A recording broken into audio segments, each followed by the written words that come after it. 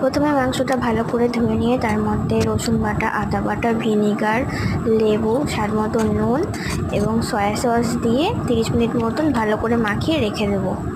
এরপর বেসন, কর্নফ্লাওয়ার, পেঁয়াজ কুচি, লঙ্কা কুচি, ডিম, red chilli sauce, green chilli sauce,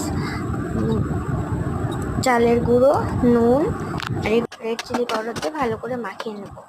এরপর কড়াইতে সাদা তেল দিয়ে ভালো করে তেলটা গরম করে নিয়ে এক এক করে পকোড়াগুলো এপিঠ ওপিঠ লাল লাল করে ভেজে নেব।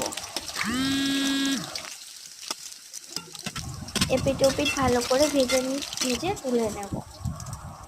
এইভাবে এক এক করে সমস্ত পকোড়াগুলোকে ভেজে নেব।